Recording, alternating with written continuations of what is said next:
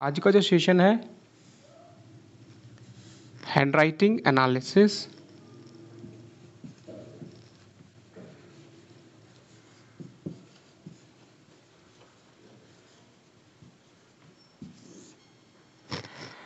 सबसे पहले तो मैं बताना चाहूँगा कि इस सेशन में आपको जो भी चीज़ें बताई होंगी आप उनके नोट्स बना लेना और ये ज़रूर आपके लिए बहुत ही इम्पोर्टेंट टॉपिक होगा। इसका रीज़न क्या है, हैंडराइटिंग से क्यों हमें लाइफ में इम्पोर्टेंस है। जो हमारा माइंड होता है उसके अंदर जो लेफ्ट एंड राइट माइंड है, राइट माइंड, राइट ब्रेन और लेफ्ट ब्रेन, जो राइट ब्रेन है वो हमारे लेफ्ट हैंड से कनेक्टेड होता है और जो लेफ्ट ब्रेन है वो राइट हैंड से। और इसका जो हमारा हाथ से हम लिखते हैं वो हमारे, समझिए कि राइट हैंड से जो लोग लिखते हैं उनका माइंड के ऊपर उनके सबकॉन्शियस माइंड का वो इंडिकेशन दिखाता है। अब उस इंडिकेशन को हम समझेंगे स्ट्रेट वे। सबसे पहले इस फील्ड को बोलते हैं ग्राफोलॉजी। ये याद रखें, ग्राफोलॉजी। ग्राफोलॉजी मतलब जो आप लिखते हैं, ग्राफिंग करते हैं, उसके विज्ञान को ग्राफोलॉजी बोलते हैं। और जो इस लोग इस फील्ड में होते हैं उनको ग्राफोलॉजिस्ट बोलते हैं। Okay, graphologist. आगे बढ़ते हैं। इसके अंदर आपको स्ट्रेट वे, अगर आपके लिखने के अंदर कोई सिग्नेचर आप ऐसे करते हैं, समझिए कि इस तरह से ये सिग्नेचर करते हैं स्ट्रेट, तो अंडरलाइन का मतलब होता है कॉन्फिडेंट। कॉन्फिडेंट। जो लोग सिग्नेचर करते हैं और नीचे अंडरलाइन करते हैं वो कॉन्फिडेंट होते हैं हमेशा। कुछ लोग डबल लाइन भी करते हैं, मतलब वो डबल कॉन्फिडेंट है या और कॉन्फिडेंट है। लाइन के बाद अगर एक पॉइंट भी रख देते हैं, इसका मतलब है कि वो इंसान लाइफ में हमेशा चीज़ों को डबल श्योर करना चाहते हैं। मतलब वो डबल श्योर करने के लिए डिटेल ओरिएंटेड बन जाते हैं। कुछ लोग सिग्नेचर करते हैं तो थोड़ा सा ऊपर की तरफ जाते हैं, तो ये जो एंगल है ये 45 डिग्री अगर है किसी का तो ये बेस्ट एंगल है। Most positive person, most positive, तो ये लोग हमेशा लाइफ में पॉजिटिव होते हैं जिनका भी 45 डिग्री एंगल है। अगर ये एंगल बेस लाइन के बराबर है, मतलब एंगल नहीं है, तो मैंने बताया था परफेक्शनिस्ट होते हैं। मतलब वो डिटेल में जाते हैं, छोटी छोटी गलतियों पे ध्यान देते हैं। लेकिन ये छोटी छोटी गलतियों पे ध्यान नहीं देते हैं, ये क्या करते हैं कि पॉजिटिव होते हैं, हर चीज़ में विश्वास कर लेते हैं, इसलिए ज़्यादा डिटेल में नहीं जाते हैं। उसके बाद बताता हूँ मैं आपको टी। अगर ये वाला टी है और एक ये वाला टी है और एक ये वाला टी है, ये है जिनके अंदर खुद का जो कॉन्फिडेंस है, लोअर सेल्फ स्टेम, मतलब आत्म स्वाभिमान या फिर इन्फीरियरिटी कॉम्प्लेक्स होगा इनके अंदर। और ये सुपीरियरिटी कॉम्प्लेक्स, मतलब इनमें ज़्यादा ही एनर्जी है, बहुत ज़्यादा पॉजिटिव है। और पॉजिटिव मतलब केयरलेसनेस भी हो सकता है। नीचे की तरफ मतलब सेल्फ एस्टीम, स्वाभिमान, प्राइड इनमें कम है। ये बैलेंस है। और ये समझिए कि और उस तरह से है कि इनको स्वाभिमान जो है वो उतना नहीं रहेगा, लेकिन ये पॉजिटिव रहेंगे, हाई हाई पिच पे रहेंगे, इनका लो सेल्फ एस्टीम हाई रहेगा। ओके, ये कम वाले हैं, सेल्फ एस्टीम बहुत कम है इनका, और ये हाई है। तो ये आप नोट करें। टी पे आप खुद का देखें कि आपका टी पे जो टी बार है, ये टी के ऊपर आप कैसा बनाते हैं। इसके अंदर भी अगर लूप आप देखेंगे कि जो लूप है, जितना बड़ा लूप होगा ऐसे लोग बहुत, उनका वीनस अच्छा होगा। और वीनस का मतलब है कि वो लोग हमेशा समझिए रोमांटिक, पॉजिटिव एंड किसी भी सिचुएशन में वो हीलर होंगे। ओके, हमेशा जो इस तरह के लूप बनते हैं वो हमेशा वीनस को इंडिकेट करते हैं। उसके बाद अगर कोई ऐसे लिखता है या फिर मतलब स्टार्टिंग में अगर कुछ भी बना देता है, समथिंग लाइक स्टार्टिंग में जो ओ बनता है, यानी कि ऐसे लोग जेलसी होते हैं, जेलस। कौन होते हैं? जेलस मीन्स ईर्ष्या।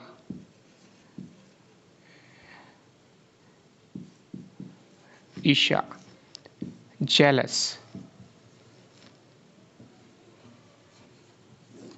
ओके।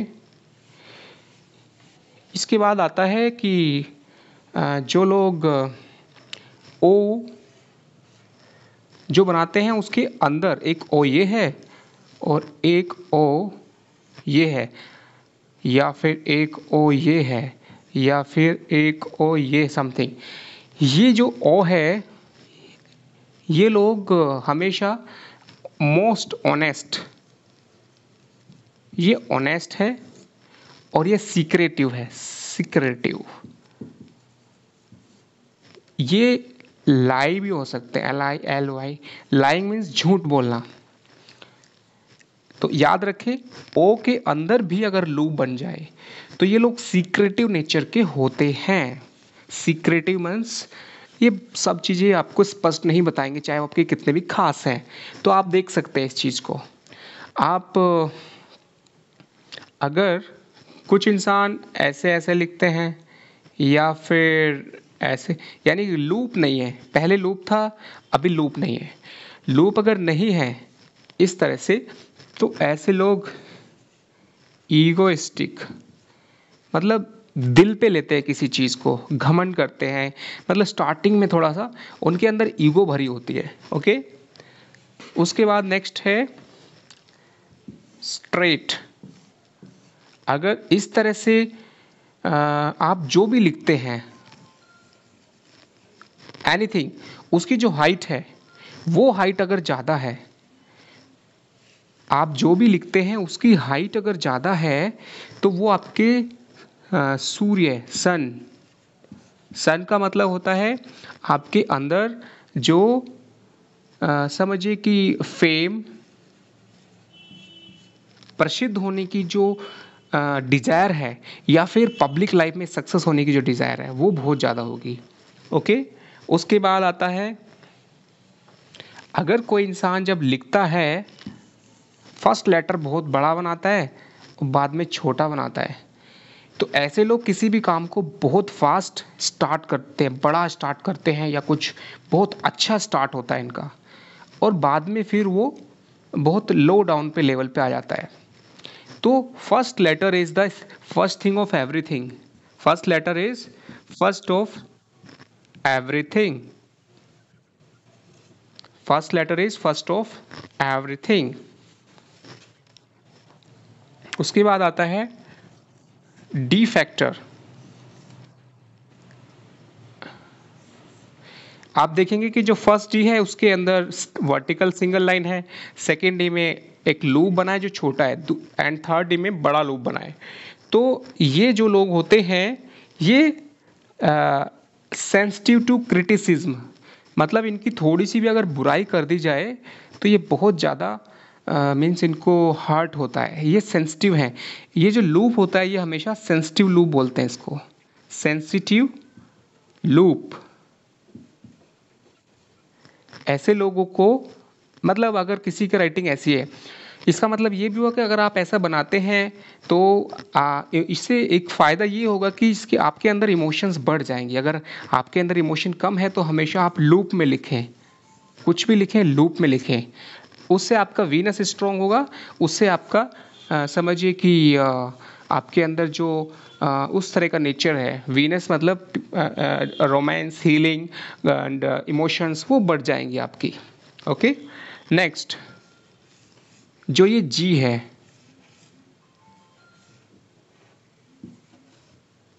इसमें देखेंगे ये जी का, ये जी जितना बड़ा होगा, जितना जी का ये हाइट बड़ा होगा, इसको बोलते हैं फिजिकल ड्राइव। फिजिकल ड्राइव मतलब इसको बोल सकते हैं कि इंसान के अंदर इम्यूनिटी, फिजिकल स्टैमिना, जोश, विल पावर बहुत ज़्यादा है। और जो लूप होता है यानी कि ये हाइट तो फिजिकल ड्राइव है, और ये जो हाइट है यहाँ से लेके यहाँ तक, मतलब ये बहुत कम हो गई, ये और भी कम, ये इस तरह से जो लूप जाता है, ये जो हमेशा लूप है, इसको रखेंगे loop of trust. Okay, loop of trust, ये बहुत अच्छा होता है। ओके, इसको आप याद रखें। तो इसका मतलब है कि आपको हमेशा जब भी जी बनाए, छोटा ना छोड़ें उसको, हमेशा कंप्लीट करें, यहाँ पे लेके आए और बड़ा बनाएं। इसके अंदर कुछ लोग ऐसे भी करते हैं तो उनके ट्रस्ट के अंदर एंगर आ जाता है। एंगर मतलब गुस्सा, ये मंगल है। जहाँ भी शार्प एंड आता है राइटिंग में, आपने देखा होगा बहुत लोग इस तरह से लिखते हैं, मतलब उनके शार्प एंड जो आते हैं वो क्या है, मंगल, गुस्से वाले लोग हैं। वो मुंह पे बोलना पसंद करते हैं, साफ दिल के होते हैं, लेकिन गुस्सा करते हैं, रिलेशनशिप में थोड़ा प्रॉब्लम होता है। ओके, और उसके बाद स्लैंट, आप कुछ भी लिखते हैं, अगर आपका वर्डिंग ऐसे जाता है, मतलब आगे की तरफ वर्डिंग है, तो ये जो वर्डिंग है डायरेक्शन आगे की तरफ, या फिर ऐसे हो सकता है,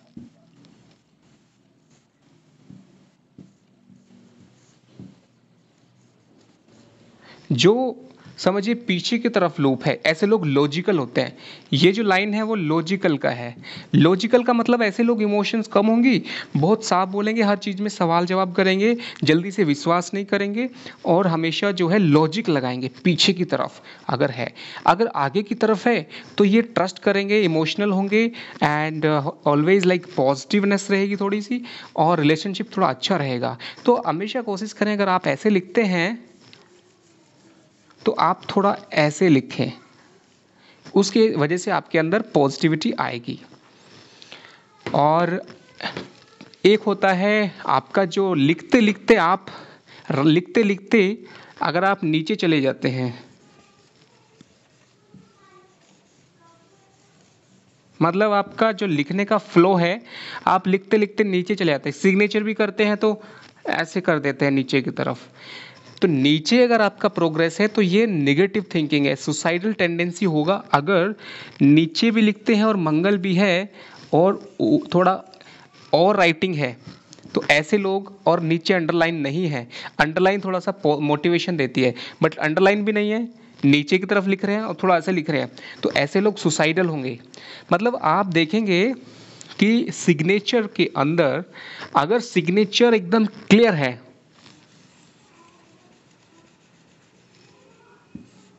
सिग्नेचर एकदम क्लियर है, तो ऐसे इंसान का जो डिटर्मिनेशन है, थॉट प्रोसेस है, वो क्लियर होगा। सिग्नेचर अगर थोड़ा सा कंफ्यूजिंग हो रहा है, मतलब आपको समझ में नहीं आ रहा लूप जा किधर रहा है, तो ऐसे लोग बहुत ही कंफ्यूजिंग माइंड के होते हैं। कंफ्यूज्ड, कंफ्यूज्ड, ये शनि, वीक शनि का इंडिकेशन है। और क्लैरिटी जो है वो, ये ऐसे जो लूप है वीनस है, अंडरलाइन ये जुपिटर का पॉजिटिविटी है, और जहाँ पे शार्प एंड होते हैं, कहीं पे भी अगर आपका राइटिंग में शार्प एंड आता है, शार्प, तो ऐसे शार्प एंड का क्या मतलब है, डिजायर। ओके, तो ये चीज़ आप याद रखें। हाँ, मतलब अगर आपको लाइफ में एनर्जी चाहिए, एनर्जी मीन्स आप बहुत ही ज़्यादा कुछ पाना चाहते हैं, तो आपकी ऑटोमेटिकली राइटिंग ऐसी होगी शार्प एंड वाली।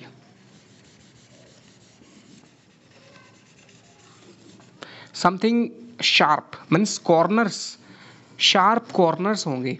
तो जहाँ पे शार्प कॉर्नर है वहाँ पे डिज़ायर है, डिज़ायर, ये किसका इंडिकेशन है, मंगल, मार्स। अभी देखिए मैंने आपको अंडरलाइन, डबल अंडरलाइन किया है, तो डबल अंडरलाइन का मतलब है कि बहुत ज़्यादा किसी चीज़ पे रिजल्ट ओरिएंटेड लोग, अगर कोई इंसान कुछ भी लिखते लिखते डबल अंडरलाइन करता है, इसका मतलब है कि वो रिजल्ट ओरिएंटेड है।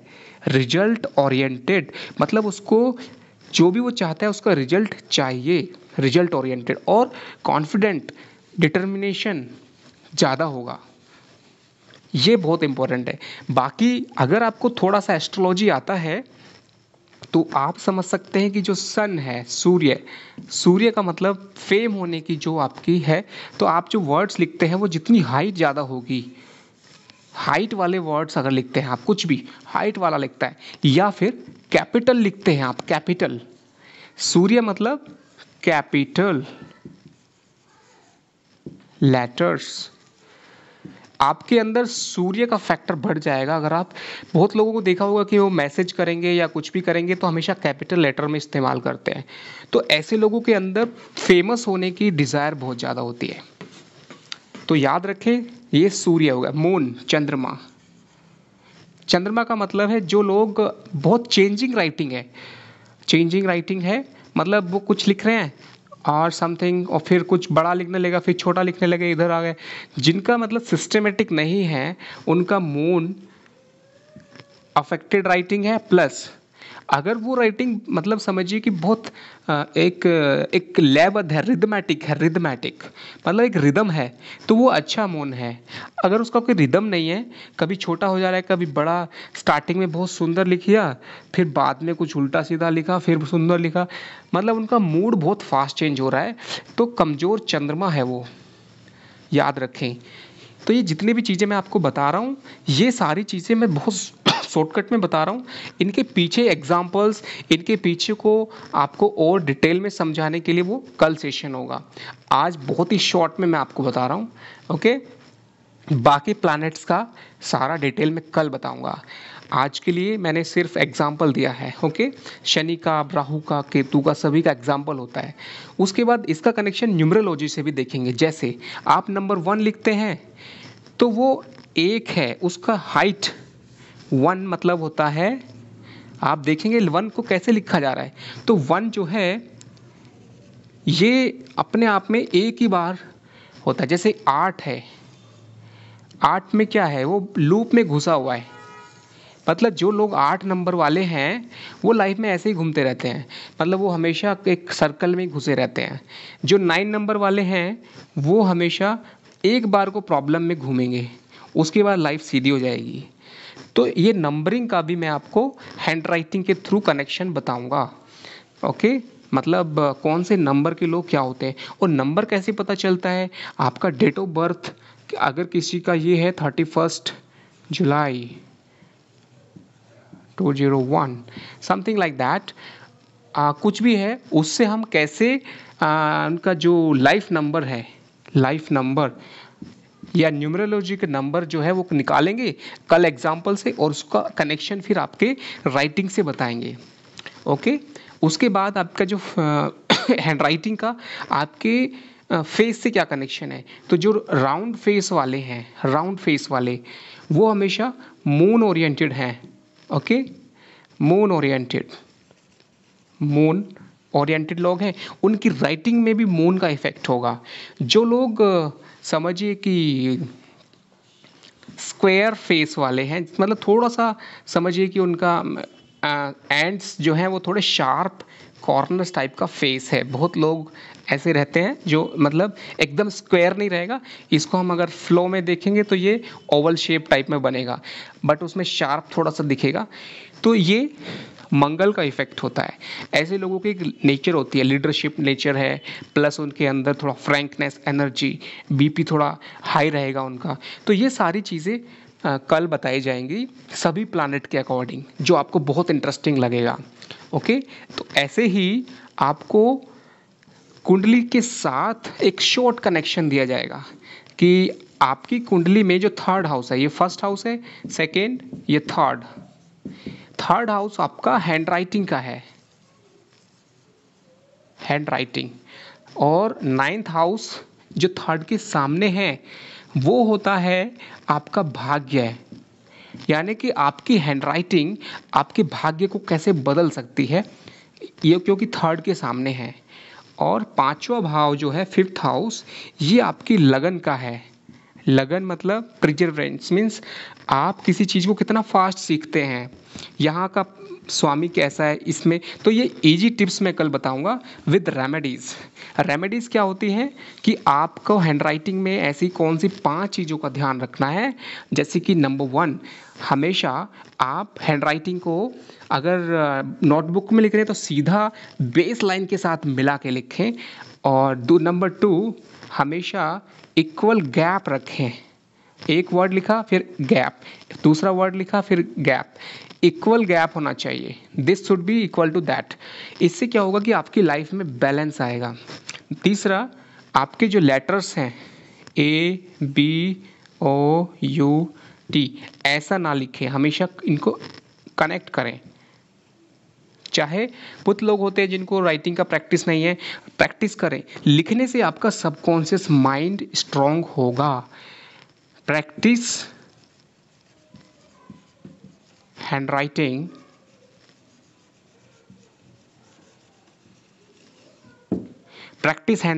For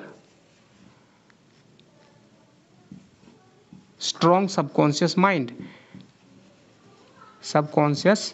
mind. ओके, तो कुल मिला के आपको ये चीज़ देखना है। और जब भी आप सिग्नेचर जो भी करते हैं, अगर आपके पास ऑप्शन है चेंज करने का तो कर सकते हैं, बट उसमें छोटे आप कुछ भी लिखते हैं सिग्नेचर, उसके अंदर शार्प एंड्स अगर लाएंगे तो डिज़ायर बढ़ जाएगा आपका ऑटोमेटिकली। लूप लेके आएंगे तो आपका रिलेशनशिप अच्छा हो जाएगा। किसी को अगर रिलेशनशिप प्रॉब्लम है तो हमेशा इस तरह से लिखने की प्रैक्टिस करें। ओके, तो ऐसे करके रेमेडीज आपको बताई जाएंगी। और ये वीडियो आपको कैसा लगा, ये एक्सप्लेनेशन आपको कैसा लगा, आप मुझे पक्का बताएं। और कल के जो सेशन है 9 PM IST, उसको आप ज्वाइन करें, आपको बहुत कुछ सीखने को मिलेगा। 2 सेशंस होंगे, उनमें जो भी नोट्स बताए जाएंगे वो 2 session is equal to 10 day class. Okay, ये आप कल के सेशन में आप सीखेंगे।